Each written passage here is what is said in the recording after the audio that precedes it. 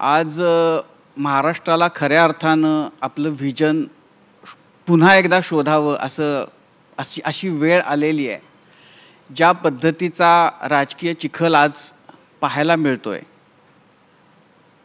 या सगळ्या परिस्थितीमध्ये जेव्हा राष्ट्रवादी काँग्रेसमध्ये तुमच्या पक्षामधले ज्येष्ठ नेते अजित पवार पक्ष सोडून गेलेत आणि एक प्रकारे पक्षामध्ये मोठ्या प्रमाणामध्ये अस्वस्थता असल्याचं आज जे पाहायला मिळते, या सगळ्या पार्श्वभूमीवर तुम्ही आत्ताचं जे राजकारण आहे त्याच्याकडं कसं पाहताय?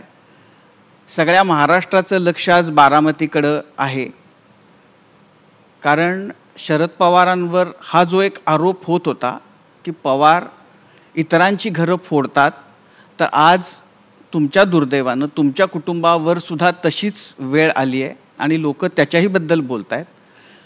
तर ह्या सगळ्याकडं तुम्ही कसं बघताय? ह्या सगळ्या राजकारणातून आपण पुढं कसं जाणार आहे असं तुम्हाला वाटतंय? प्रत्येकाच्या आयुष्यात संघर्ष हा येतच असतो. असं कोणीच नाही आहे ज्याच्या आयुष्यात संघर्ष आला नाही. अब मेरी बारी आहे.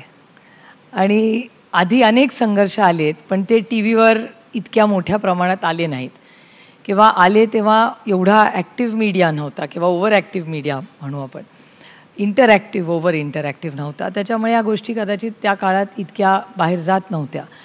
आणि मला असं वाटतं की अडचणी ह्या सगळ्यांच्याचकडे येतात.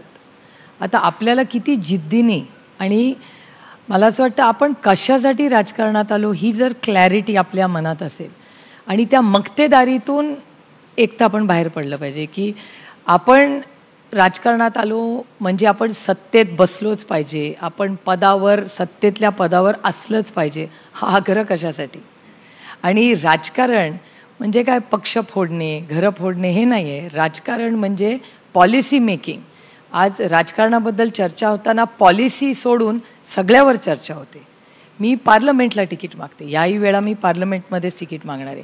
पार्लमेंटमध्ये आम्ही ग्रामपंचायतीसारखं काम नाही करत. प्रत्येकाचा रोल वेगळा असतो. आणि सत्तेचं विकेंद्रीकरण म्हणजे सरपंचाचं काम वेगळं, आमदाराचं वेगळं, खासदाराचं काय काम असतं की पार्लमेंटमध्ये बसून देशासाठी निर्णायक चांगले निर्णय चर्चेतून घेणे. आणि ते काम पार्लमेंट, कुठलाही जो व्यक्ती पार्लमेंटला निवडून जातो तो करत असतो.